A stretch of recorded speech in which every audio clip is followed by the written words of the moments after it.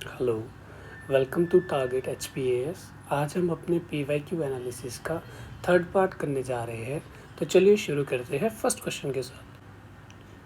51st question, Haidar Ali established a modern arsenal in Dindigul in 7057 AD. ठीक है, 7057 AD. मैंने आपको पहले ही बता दिया है कि जो हमारी डेट्स रहती है, जो भी एचपीएससी मेंशन करता है, हमें बहुत ज़्यादा अलर्ट रहने की ज़रूरत है, क्योंकि मोर ओवर यही देखा गया है अभी तक कि वो डेट्स को हल्का सा आगे पीछे कर देते हैं। ठीक है, सो इसका जो फर्स्ट ऑप्शन मीन्स जो इसका फर्स्ट जो डेट दी है 1757, इसकी जगह 1755 होना चाहिए था। ठीक है, then after is second statement, Haidar Ali died in 1783 AD. फिर से डेट के साथ थोड़ा सा छेड़छाड़ की है, 1783 नहीं, ये 1782 है इसका आंसर। ठीक है, then third point is like Tipu Sultan planted a tree of liberty at Seringapatam. जी बिल्कुल, ये वेल नोन फैक्ट है। ये फैक्ट हमारी एनसीईआरटी बुक में दिया है, I think 10th class NCERT history में ये दिया है। ठीक है, then fourth statement is like Tipu Sultan was the member of Jacobin club. Same chapter में ये दोनों फैक्ट्स दिए हैं एनसीईआरटी में। सो एनसीईआरटी की डिटेल स्टडी करना एक मस्ट हो जाता है। ठीक है, अगर हम एलिमिनेशन से भी जाएं, जो कि इसमें बहुत ही ज़्यादा वर्किंग है, सो हम ये देख सकते हैं कि अगर फोर्थ स्टेटमेंट सही है, मींस अगर आपने एनसीईआरटी अच्छे से पढ़ी है, Tipu Sultan member Jacobin club का है, सो आप सी को एलिमिनेट कर सकते हो। और आपको ट्री ऑफ लिबर्टी के बारे में भी पता है, सो आप इजीली अपने आंसर तक आ सकते हो। ठीक है, चलिए थोड़ा टीपू सुल्तान के बारे में पढ़ते हैं। टीपू सुल्तान इन्हें टाइगर ऑफ मैसूर कहा जाता है। ठीक है, ये पोइनियर थे रॉकेट आर्टिलरी। ठीक है, और जिसे कि मैसूरियन रॉकेट्स भी कहा जाता था, बहुत इंपॉर्टेंट फैक्ट है।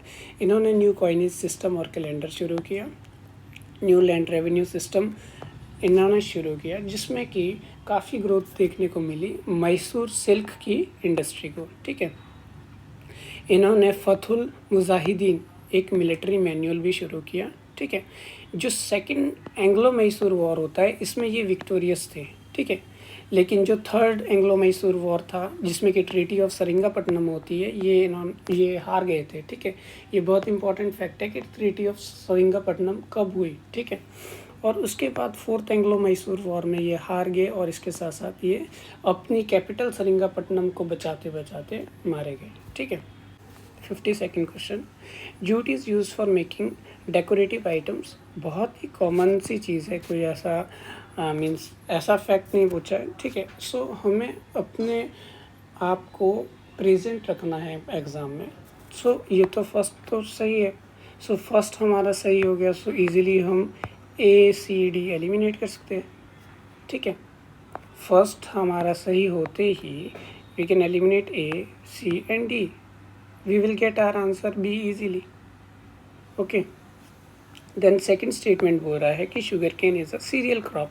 भाई सीरियल क्रॉप होते हैं जो ग्रास लाइक प्लांट्स होते हैं, जैसे कि वीट हो गया, राइस हो गया। ठीक है, they are cereal crop. But अगर शुगर केन की बात करें तो हम अगर फिर वही है कि एनसीईआरटी का रोल। ठीक है, अगर हम एनसीईआरटी में देखें तो शुगर केन वहाँ बोला गया है कि शुगर केन एक कमर्शियल क्रॉप है, जैसे कि हमारे पास टी हो गया। ठीक है, कॉफ़ी हो गया, तो टी कॉफ़ी हमारे पास कमर्शियल क्रॉप में आता है। ठीक है, third statement, cotton requires clear sky during flowering stage.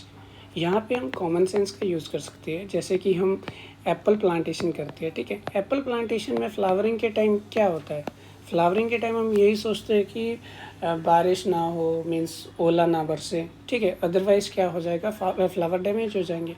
सो सेम मीन्स एक कॉमन सेंस की बात है कि जो कॉटन है वो भी क्लियर स्काई डिमांड करेगा फ्लावरिंग स्टेज में। ठीक है, देन फोर्थ स्टेटमेंट आ गया कि sugar cane is a crop of temperate area. आपने देखा होगा शुगर केन यूपी में सुना होगा मोस्ट ऑफ। ठीक है, सो जो यूपी है, अगर हम देखें अपना इंडिया में, यहाँ पे यूपी है हमारे पास। ठीक है, सो यूपी हमारा ट्रॉपिकल और सब ट्रॉपिकल के बीच में आता है। ठीक है, और हमारा शुगर केन भी ट्रॉपिकल एंड सब ट्रॉपिकल की क्रॉप है। ठीक है, टेम्परेट एरिया की नहीं है। ठीक है, टेम्परेट एरिया हमारे पास जैसे हिमालयन रीजन हो गए। ठीक है, देन हम थोड़ा सा कॉटन के बारे में एक्स्ट्रा इन्फॉर्मेशन लेते हैं। कॉटन हमारे पास India produce about 25% of the world's total cotton production, ठीक है। Longest fibre variety of cotton है श्यामली, ठीक है। क्वेश्चन डायरेक्टली आ सकता है कि श्यामली इज रिलेटेड टू व्हाट, क्योंकि उन्होंने कॉटन पे क्वेश्चन पूछा है। सो HPSC रिपीट करती है चीज़ों को, बट एज इट इज़ नहीं, मे बी श्यामली के बारे में पूछती, ठीक है। Cotton crop needed a temperature of 21 to 27 degree, true. Cotton cultivation requires 60 to 110 centimetre of annual rainfall, बिल्कुल सही। और यहाँ पे एक फैक्ट आप ऐड कर सकते हो ब्लैक सॉइल का, ठीक है, कि कॉटन ग्रो करती है ब्लैक सॉइल में, ठीक है। The distance from the plant to plant should be 45 centimetre when sowing cotton, okay. Then after हम नेक्स्ट क्वेश्चन पे मूव करेंगे। और आज के क्वेश्चंस में आप ये देखोगे कि कॉमन सेंस और प्रेजेंस ऑफ माइंड कितना वाइटल है एग्जामिनेशन हॉल में, ठीक है। 53rd question, which one of the Indus valley sites are in India. Indus valley sites कहा गया है इंडिया में। सो राखीगढ़ी बहुत इंपॉर्टेंट है, हरियाणा आपने सुना ही होगा। सो सी गया हमारा। धौलावीरा हमारा राजस्थान में, इवन UPSC ने ये चीज़ पूछ ली है, ठीक है। आई थिंक 2021 UPSC में ये क्वेश्चन आ चुका है कि जो वाटर हार्वेस्टिंग सिस्टम से रिलेटेड क्वेश्चन था, जिसका आंसर था कि धौलावीरा में है वो, ठीक है।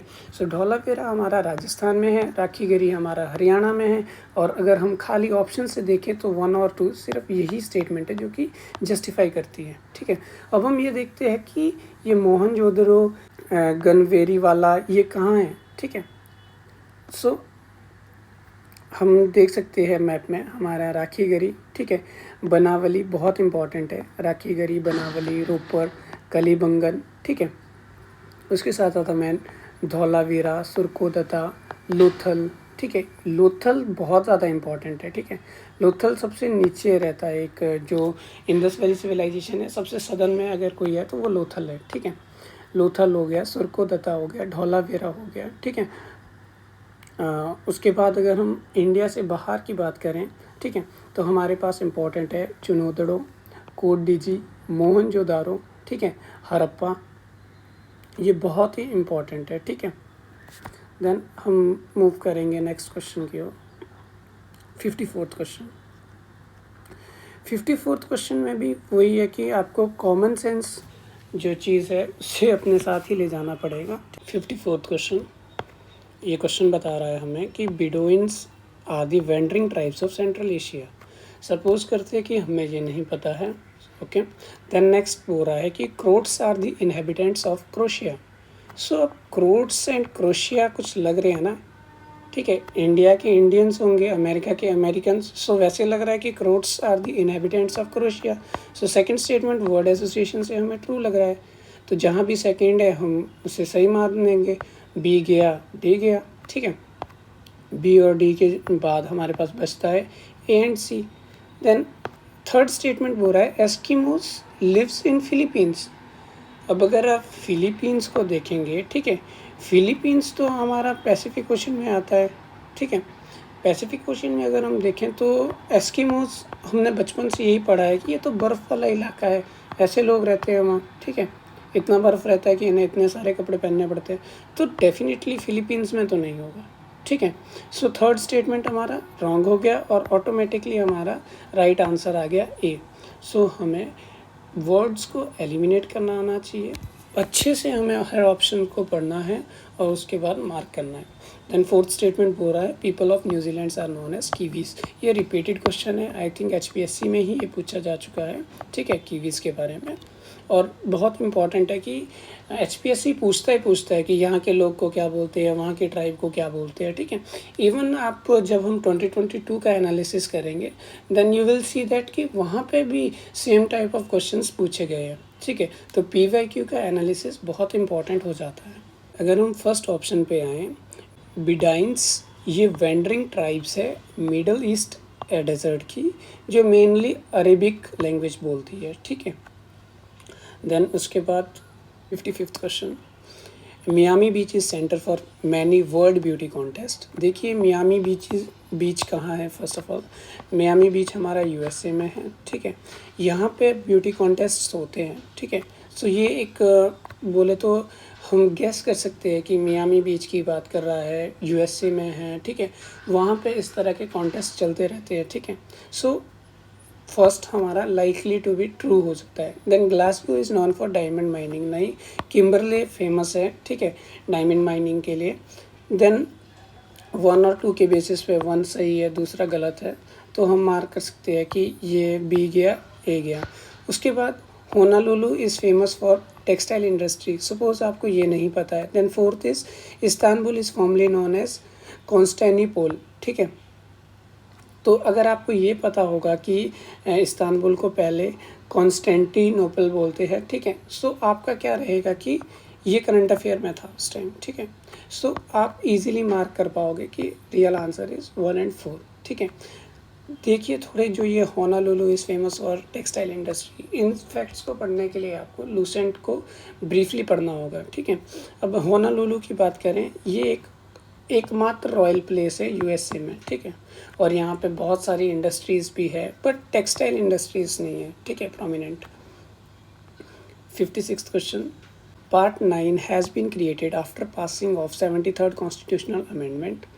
देखिए अगर आपने पंचायती राज पढ़ा होगा, आपको 73rd कॉन्स्टिट्यूशनल अमेंडमेंट एक्ट के बारे में भी पता होना चाहिए, पार्ट 9 के बारे में भी पता होना चाहिए, ठीक है। और उसके साथ साथ हमारे कौन से शेड्यूल में है ये भी पता होना चाहिए। Then part 9A has been created passing 74th constitutional amendment act, आपको ये भी पता होना चाहिए। 73rd हमारा पंचायत से रिलेटेड है, 74th हमारा म्यूनसिपैलिटीज़ से रिलेटेड है, ठीक है। फर्स्ट एंड टू तो ट्रू है ही है, ठीक है। अगर आपको खाली इतना भी क्लैरिटी होता कि 1 और 2 आर ट्रू, सो आप सीधा ही आंसर 1 और 2 मार्क कर लेते, ठीक है। सो एग्ज़ाम में घबराना नहीं है कि क्या पूछा है, कैसे वियर्ड से फैक्ट्स है, ठीक है। आप बस उस पर रिलाई कीजिए जो आपको आता है, खाली 1 और 2 होने पे भी आपको आंसर आ रहा है। देन थर्ड स्टेटमेंट बोल रहा है कि part 10th has been created with the approval of 73rd constitutional amendment act, नहीं। पार्ट 10 बात करता है शेड्यूल एंड ट्राइबल एरिया के बारे में, जो कि 7th अमेंडमेंट 1956 के अंडर आता है, ठीक है। And same part 10A is also 7th amendment of 1956, ठीक है। देन 57th आता है हमारे पास, ठीक है। 57th में हम बात करें तो जस्टिस दीपक मिश्रा बोल रहा है इंस्ट्रूमेंटल है in the creation of public interest litigation, ठीक है। जस्टिस दीपक मिश्रा हमारे रिसेंट में ही थे, मीन्स चीफ जस्टिस, ठीक है। सो पब्लिक इंटरेस्ट लिटिगेशन तो काफ़ी टाइम पहले से है हमारे पास, ठीक है। सो इस लॉजिक के बेसिस पे हम जस्टिस दीपक मिश्रा को एलिमिनेट कर सकते हैं। मान लीजिए आपको VR कृष्णा अय्यर, PN भगवती नहीं पता है, बट स्टिल आप इतना तो एलिमिनेट कर सकते थे कि जस्टिस मिश्रा नहीं है, ओके। सो आपने फर्स्ट जस्टिस मिश्रा को स्क्रैप कर दिया और आपका इस चीज़ को एलिमिनेट करते हुए कि फर्स्ट रॉन्ग है, आपका D गया, A गया, आप बचते हैं B और C के पास। सेकंड स्टेटमेंट बोल रही है कि Ranjan Gogoi joint Rajya Sabha after retired from supreme court. उस टाइम रंजन गोगोई जी रिटायर्ड हुए थे और उन्होंने राज्यसभा को ज्वाइन किया था, ठीक है। रंजन गोगोई हमारे सुप्रीम कोर्ट के चीफ जस्टिस थे, ठीक है। ये वेल नोन फैक्ट था, तो सेकंड तो ट्रू होगा ही होगा। सो हमारे पास बचता है 2 और 3, ठीक है। स्टिल हम थर्ड ऑप्शन के बारे में पढ़ेंगे। Justice PN Bhagwati introduced public interest litigation, यहाँ पे मैंने मेंशन कर लिया है already. Justice VK Krishna Iyer resigned before time, so ये कोई नॉन फैक्ट नहीं और रॉन्ग फैक्ट है, ठीक है। सो हमने इसे एलिमिनेट कर दिया और इवन ऑप्शंस में ही हमारा ये एलिमिनेट हो चुका है। देन आफ्टर हम बात करते हैं 58th क्वेश्चन की। Ease of living index is released by ministry of housing and urban affair. देखिए यहाँ से आपको एक स्लाइट आइडिया भी मिलेगा, जैसे ईज़ ऑफ लिविंग इंडेक्स पे क्वेश्चन आया है। फर्स्ट ऑफ ऑल ये आपको ये जानना है कि रिलीज़ कौन करता है, दूसरी बात कि ये फर्स्ट टाइम कब रिलीज़ हुआ, तीसरी बात कि इसमें दिया क्या है, ठीक है, और चौथी बात कि इसमें कितने पैरामीटर्स को कवर करता है। आप किसी भी स्कीम को पढ़ोगे सो आपको मेनली इन सब चीज़ों पर ध्यान देना है, ठीक है। तो अगर हम बात करें कि ईज़ ऑफ लिविंग इंडेक्स के बारे में, तो ये रिलीज़ किया जाता है, ease of living index is released by ministry of housing and urban affair. ये ट्रू है हमारा, फर्स्ट स्टेटमेंट ट्रू होते ही हमारा B गया, D गया, ठीक है। देन आफ्टर पूरा this index was first released in August 2019। फिर देखिए वही डेट्स के साथ फेरबदल हो रहा है, 2019 नहीं 2018 अगस्त की बात है, ठीक है। सो सेकंड स्टेटमेंट रॉन्ग होते ही हमारे पास आंसर आता है 13, ठीक है। सपोज करते हैं कि आपको सेकंड स्टेटमेंट के बारे में नॉलेज नहीं था। Then third statement, citizen participation survey is an important part of index assessment. ये एक नॉर्मल सा स्टेटमेंट लग रहा है, जो आपको लगे कि नॉर्मल स्टेटमेंट है, मीन्स एक ना ही इसमें किसी फैक्ट की बात हो रही है, ठीक है, ना ही ये किसी मीन्स डाटा की बात कर रहा है। सो जो हमारा बेसिक सी स्टेटमेंट है वो ज़्यादा टाइम सही होती है, ठीक है। Fourth, it captures quality of life based on data collected on 6 parameters. फिर देखिए 6 parameter, 4 parameter, date and this time, ठीक है। वहाँ पे हमारा माइंड अलर्ट होना चाहिए कि it is not 6 parameter, it is 4 parameters, जो कि है फर्स्ट है इंस्टीट्यूशनल जिसमें कि गवर्नेंस है, सेकंड है सोशल, थर्ड है इकोनॉमिक, फोर्थ है फिजिकल पैरामीटर या फिजिकल फैक्टर, ठीक है। सो ये बहुत इंपॉर्टेंट है, ईज ऑफ लिविंग इंडेक्स, ठीक है। 53rd क्वेश्चन, जैविक खेती portal is an initiative of ministry of agriculture, department of agriculture along with the science, technology and climate change. Okay, देखिए इस क्वेश्चन में जैविक का मतलब रहता है ऑर्गेनिक, खेती का मतलब रहता है फार्मिंग, और पोर्टल का मतलब है कि उन्होंने इसे ऑनलाइन कुछ डाला है, सो मीन्स टेक्नोलॉजी से रिलेटेड है, ठीक है। अब हम इन्हीं कीवर्ड्स पे अपने आंसर को ढूंढने की कोशिश करेंगे, ठीक है। अब जैविक खेती की बात कर रहा है, ठीक है, सो जाहिर सी बात है भाई, खेती की बात कर रहा है तो मिनिस्ट्री ऑफ एग्रीकल्चर होगा। पोर्टल की बात कर रहा है मीन्स टेक्नोलॉजी ऑनलाइन किया है उन्होंने वो सिस्टम, तो ministry of science technology and climate change भी डेफिनेटली होगा। सो फर्स्ट स्टेटमेंट तो ट्रू है, फर्स्ट ट्रू है तो सही गया हमारा, ठीक है। The portal is not an e commerce platform. अब भाई ऑनलाइन हमने किया है, ठीक है चीज़, तो ई कॉमर्स प्लेटफॉर्म क्यों नहीं होगा, हम इलेक्ट्रॉनिकली क्यों नहीं उसे सेल और बाय करेंगे, ठीक है। सो सेकंड रॉन्ग हो गया हमारे पास, सेकंड रॉन्ग होते हुए सी गया, ए गया, ठीक है। हमारे पास बचता है बी एंड डी। फिर हम नेक्स्ट थर्ड ऑप्शन की ओर जाते हैं, this portal does not promote organic farming. भाई पहला वर्ड ही जैविक ऑर्गेनिक है, why will it not promote organic farming, ठीक है। सो हमारे पास थर्ड रॉन्ग हो गया एंड आंसर डी आ गया। फोर्थ स्टेटमेंट बोल रहा है this portal provides price discovery mechanism to help farmer. बिल्कुल सही बात है, प्राइस डिस्कवरी मैकेनिज्म का मतलब है कि कहाँ इन्हें मीन्स सस्ता सा सामान मिल रहा है, इनपुट कहाँ इन्हें सस्ता मिल रहा है जिससे कि ये अच्छा आउटपुट प्रोड्यूस कर पाए, ठीक है। देन 60th क्वेश्चन हमारा स्क्रैप कर दिया था, जिसमें कि blood plasma contain significant amount of antibodies to fight corona virus. बिल्कुल वो प्लाज्मा थेरेपी की बात चल रही थी उस टाइम, ठीक है, plasma donation and all corona period में, कि आप किसी आदमी का प्लाज्मा दूसरे आदमी में ट्रांसफ़र कर सकते हो, ठीक है, फिर उसमें भी वो एंटीबॉडीज़ आ जाएगी। देन नेक्स्ट है कि blood plasma is pale yellow in colour, ये भी ट्रू था। ब्लड प्लाज्मा कंटेन हेमोग्लोबिन, ये ना नॉर्मली प्रेजेंट नहीं रहता है, ठीक है। सो थर्ड पे डाउट था। देन फोर्थ पे भी डाउट था कि any person can donate blood plasma to any other person affected by the corona virus. Mainly जो ए बी प्लाज्मा होता है वो दिया जा सकता है किसी को भी, ठीक है। देन नेक्स्ट है 61 to 71। हमें इंस्ट्रक्शंस को काफ़ी अच्छे से पढ़ना है, ठीक है, कि क्या डायरेक्शंस दिए हैं हमें। 61st क्वेश्चन, ये क्वेश्चन रिलेटिवली इजी रहते हैं, ठीक है। हमें सिर्फ एक या दो चीज़ों का पता होना चाहिए, ठीक है। अगर हम खाली इसमें देखें तो हम अगर देखें कि कुका मूवमेंट बहुत इम्पॉर्टेंट था, पंजाब में स्टार्ट होता है, हमारे बाबा राम सिंह है जिन्होंने ये स्टार्ट किया था। कॉन्सेप्ट ऑफ जो स्वदेशी और नॉन कॉपरेशन है, इसकी बात सबसे पहले इस कुका मूवमेंट में ही की थी, तो आप समझ सकते हैं कि ये कितना इम्पोर्टेंट है, ठीक है।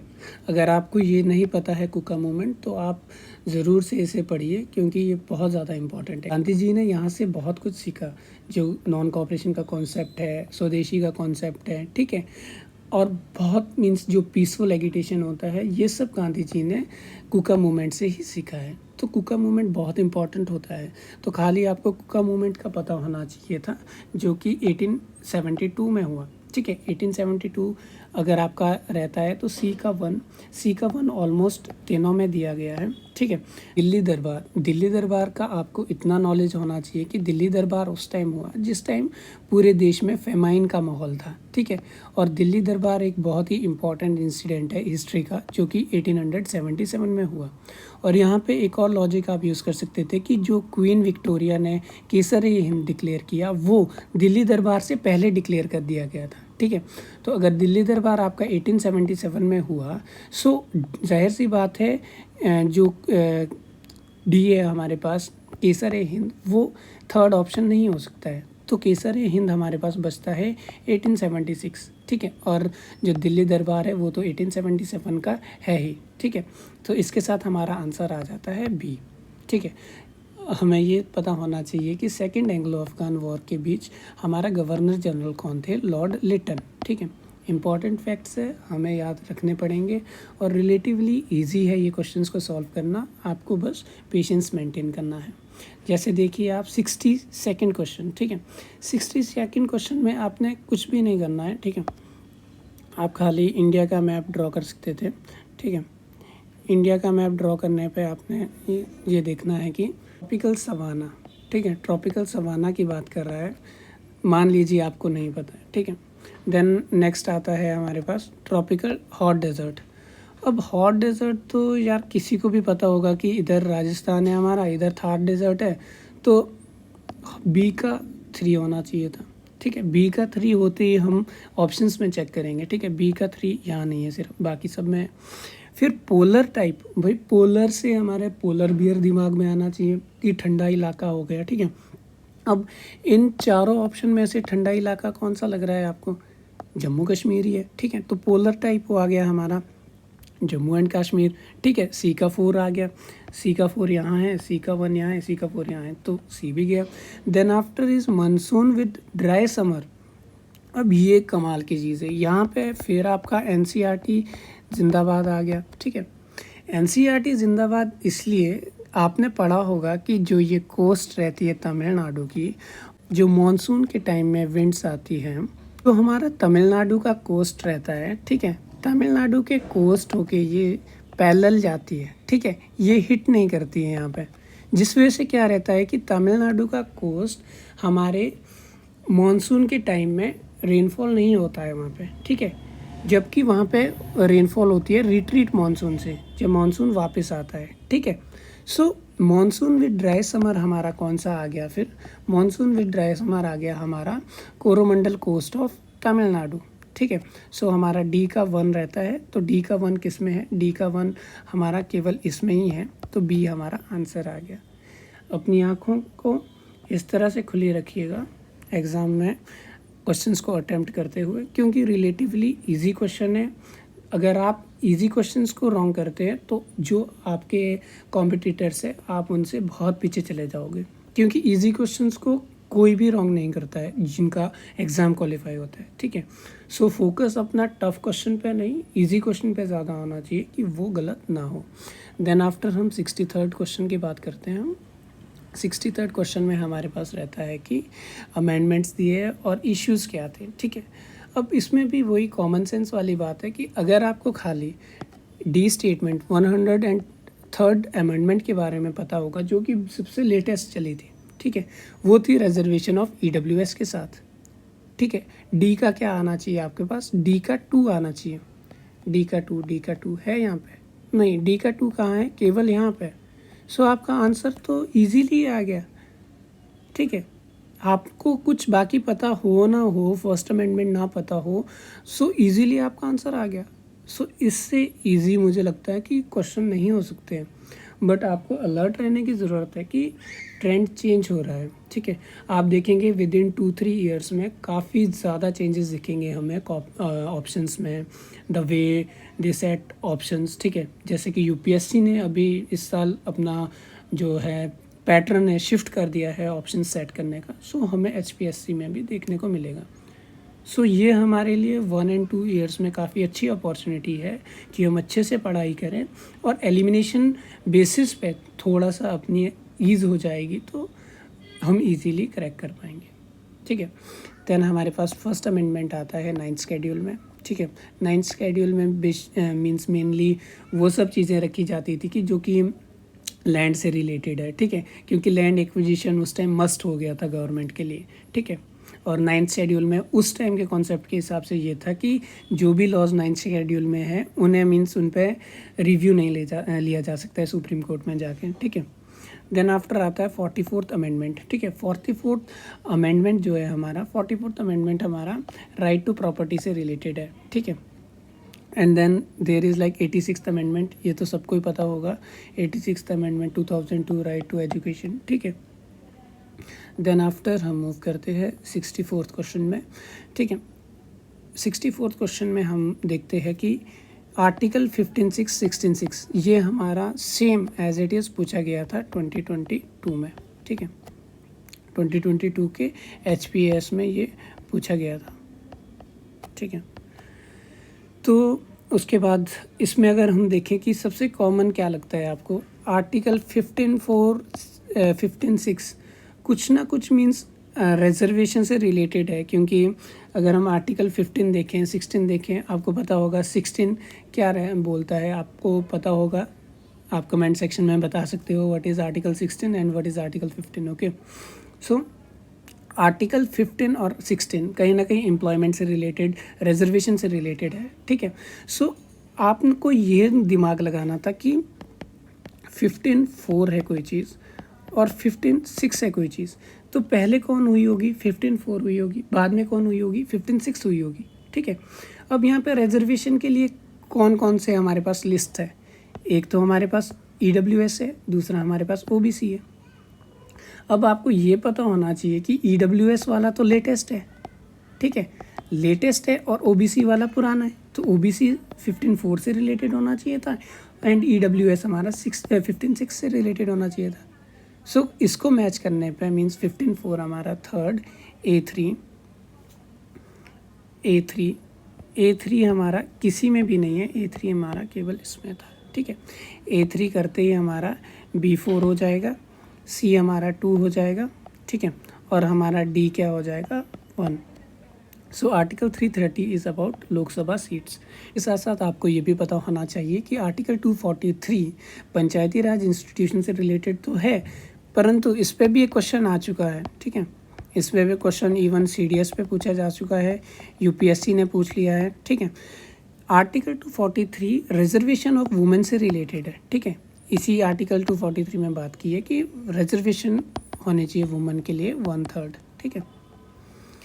देन नेक्स्ट इज़ लाइक सूचियाँ दी है, 2 सूचियाँ हमारे पास, इसमें भी कुछ खास नहीं है, अपने को दिमाग लगाने की ज़रूरत है। वैसे आप इन क्वेश्चंस को मीन्स रहने दे सकते हो, क्योंकि एलिमिनेट करना में भी उतना फिजिबल ना हो रियल टाइम एग्ज़ाम में, पर आप कोशिश प्रैक्टिस कर सकते हो। अभी आपके पास राइट टाइम है कि आप नेक्स्ट 10 डेज़ में अच्छे से प्रैक्टिस करें, ठीक है। कॉमन सेंस की बात थी, आपको बस नेट और ग्रॉस का पता होना चाहिए था। Net tax revenue, gross tax revenue आ रहा है, ठीक है।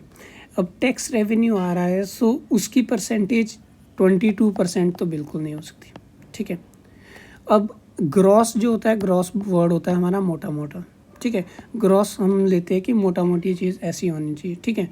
और नेट होता है हमारा कि exact value, exact. So gross हमेशा ज़्यादा होता है, नेट कम रहता है, ठीक है। अब जो टैक्स रेवेन्यू है, यहाँ भी एक सोचने वाली बात है। अब हम हैं, बेशक इकोनॉमी हमारी बहुत डिप हो गई थी, ठीक है, बहुत स्लो चली थी, ठीक है, स्टैगफ्लेशन चला था हमारा, डिफ्लेशन भी आया था हमारे बीच में, ठीक है। सो जो हमारा टैक्स रेवेन्यू है वो नेगेटिव तो नहीं हो सकता भाई, ठीक है। और जाहिर सी बात है, ग्रॉस ज़्यादा होता है नेट से, तो ग्रॉस की वैल्यू हमारी 8.4 आ जाएगी, नेट की वैल्यू हमारा 6 आ जाएगा, ठीक है। A1C3 हम देखते हैं, A1C3 किसमें, इसमें नहीं है, इसमें भी नहीं है। A1C4 है, ये भी नहीं है। सो A1C3 हमारा C ऑप्शन में है और हम अपने आंसर तक पहुंच गए। मीन्स देखिए, इन आंकड़ों को देख के घबराना नहीं है, जितना हो सके अपने आप को रिलैक्स कीजिए, ठीक है, काम कीजिए। अगर आप को डाउट है कि हमसे क्वेश्चन सॉल्व नहीं हो रहे हैं, सो आप कमेंट बॉक्स में लिख सकते हो, I will try to answer your query, okay.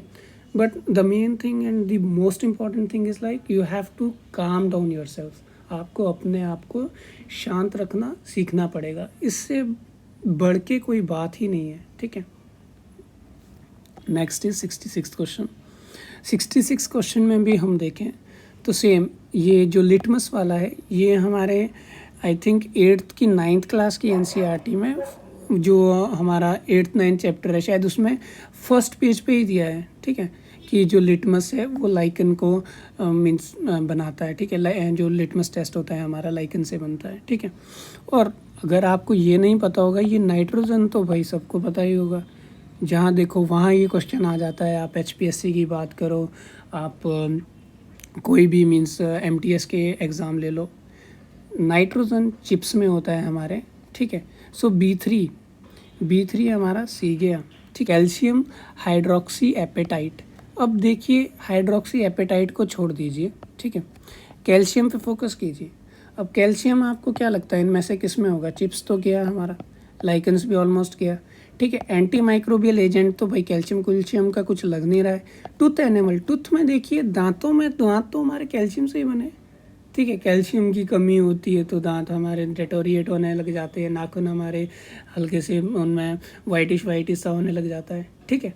So calcium related है हमारा टूथ एनिमल से। सो C1 आ गया हमारे पास, C1 आ गया, C इसमें 2 है, इसमें 4 है, सो C1 हमारा डायरेक्ट आ गया, ठीक है।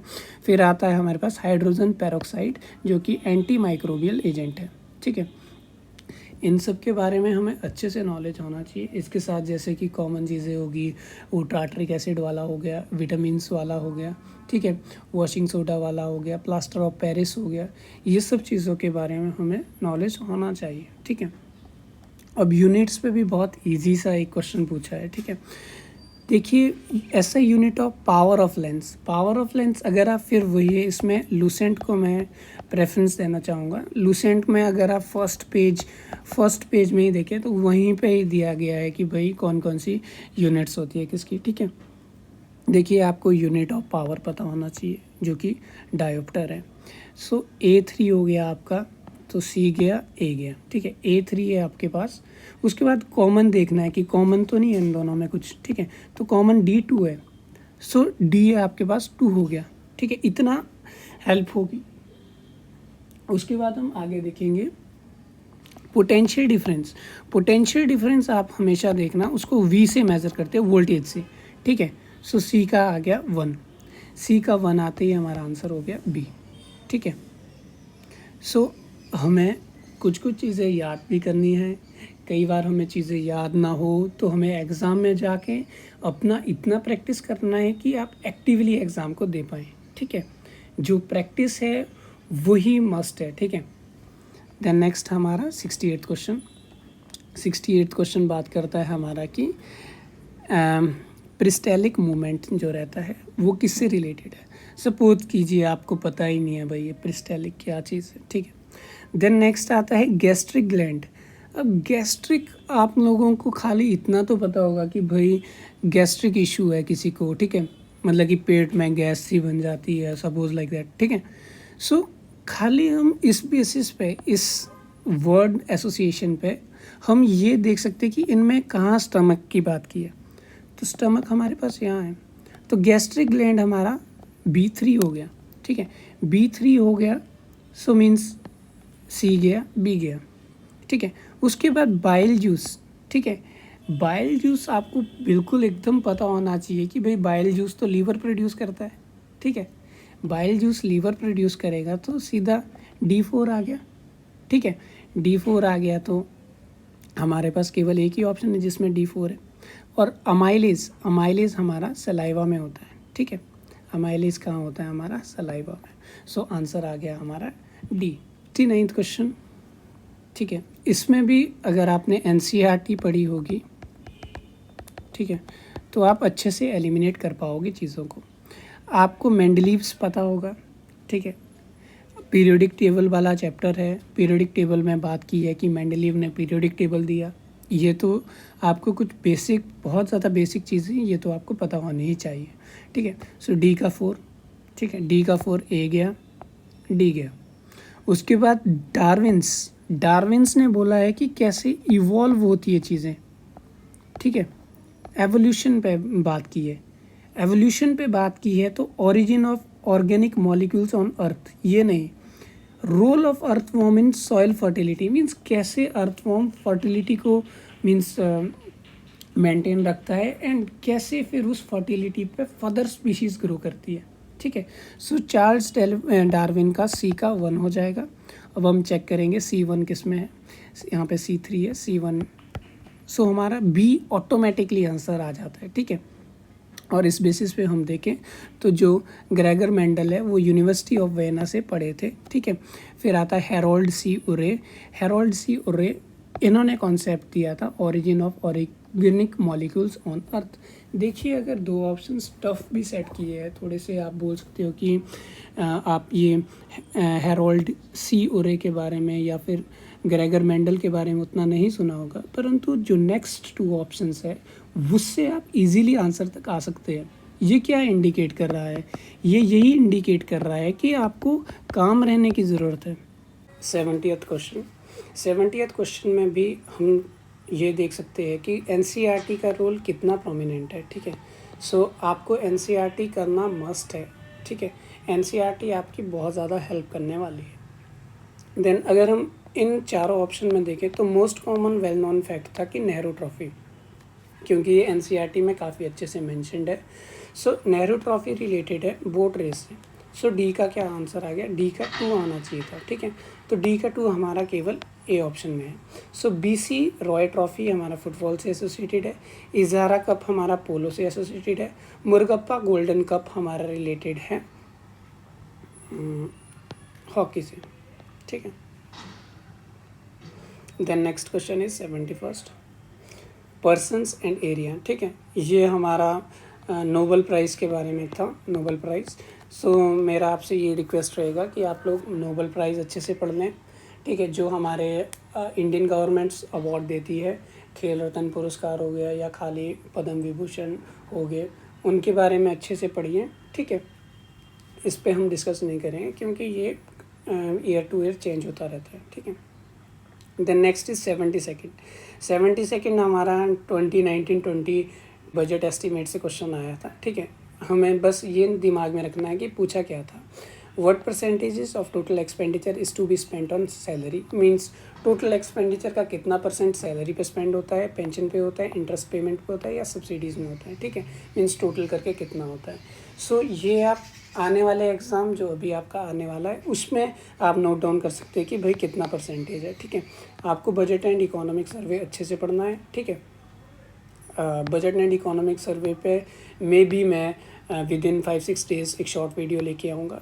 You can comment in comment section so that I will bring it as soon as possible. Okay, then 73rd आ रहा है हमारे पास, हिमाचल प्रदेश हिस्ट्री हमारी स्टार्ट हो चुकी है, जो कि बहुत ही ज़्यादा वाइटल पार्ट है इस एग्ज़ाम का। बिना हिमाचल प्रदेश हिस्ट्री जाने आपका एग्ज़ाम को करेक्ट करना बहुत मुश्किल हो जाएगा, बिना HPSC के इस एग्ज़ाम को क्रैक करना। सो कंटिन्यू करते हैं 73rd क्वेश्चन के साथ। मियाँ जवाहर सिंह हमारे पास है, श्री बद्रीनाथ है, श्री ज्वाला सिंह है। ये लीडर्स थे किस रेवोल्यूशनरी मूवमेंट के? ठीक है, सो बेसिकली अगर हम डायरेक्ट आंसर पे हैं तो ये थे गदर पार्टी से रिलेटेड। ठीक है, गदर पार्टी से एक और पर्सन भी मीन्स रिलेटेड है, उनका नाम है शोभाराम ऑफ सरकाघाट। ठीक है, उसके बाद हम ऑप्शंस को 1 बाय 1 स्टडी करते हैं।